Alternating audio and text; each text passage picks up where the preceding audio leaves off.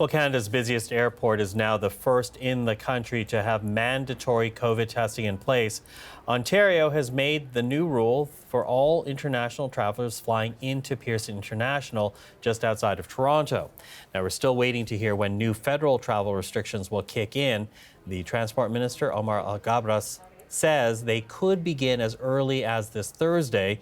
Those rules also include mandatory testing for international travelers, as well as mandatory hotel quarantine at a traveler's expense. International passenger flights will also be limited to just 4 airports starting on Wednesday: Vancouver, Calgary, Toronto, and Montreal. Well, to get some reaction to all of this, we are now reaching out to Denise Dumont. She's the editor of Le Soleil de la Floride, a French-language newspaper in Florida, and she joins us right now in Fort Lauderdale. Denise, thank you for being with us today. Good. Hi.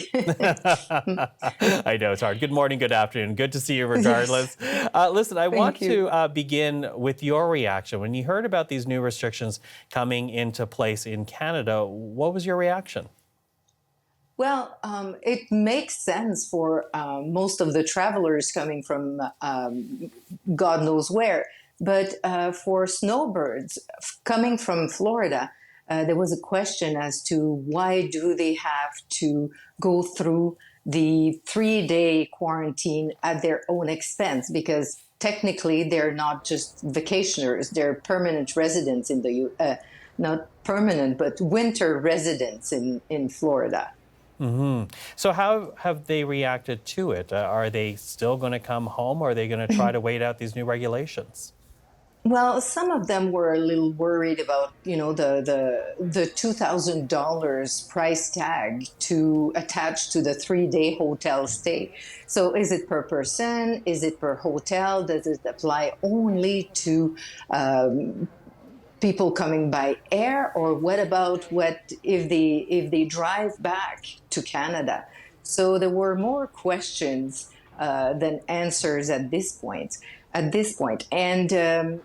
some of them, they understand the reason why behind it, but they were really worried about that price tag, at least for some of them. So how are they dealing with it? Are they going to stay in Florida longer then? Well, many of the people I spoke to are thinking of that. If they can stay longer than I think it's April 30th or something like that, then they would be okay with that because they live in their house here, their home, and but they are questioning about their insurance. Is it going to cover? Some of them had their prescription pills ready and all set for until they're ready to leave. But what about if they go past that time? So there's many questions surrounding that. Mm-hmm. So if not these rules then, Denise, how do snowbirds in Florida feel the regulation should be? What should apply to them if not these rules that are applied to everybody else?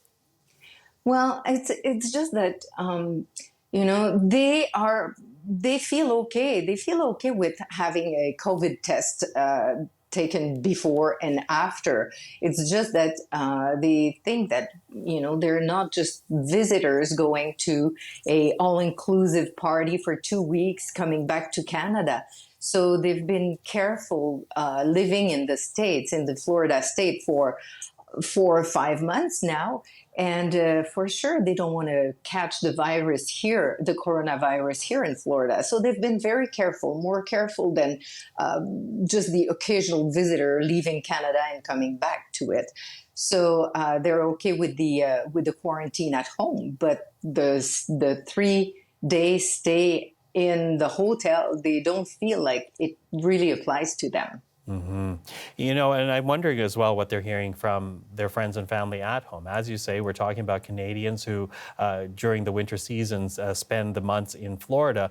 What have they been hearing from family at home? Have they been almost stigmatized for having gone to Florida in the first place? No, not really. It's family and friends understand. It's the people who maybe don't have a chance or don't really know people who come to Florida. It's it's not that they're coming vacationing and having a party. This year, Canadian snowbirds coming to Florida are very nearby their home. They're doing what they would be doing in Canada at this time. But the difference is that they don't have, they can go outside and they can enjoy the sun. So they're not out there trying to party. And it's difficult and it's different. We've heard from people who are outraged about snowbirds coming down to Florida, bringing back the COVID to Canada. And I don't think this is a right statement. And I don't think it was proven that snowbirds from Florida contributed to more massive COVID eclosions in Canada. Denise, I so appreciate the perspective. Thank you for that. Thank you for being with us. My pleasure. Thank you. Thank you. Denise Dumont is the editor-in-chief of Le Soleil de la Floride, and she is in Fort Lauderdale.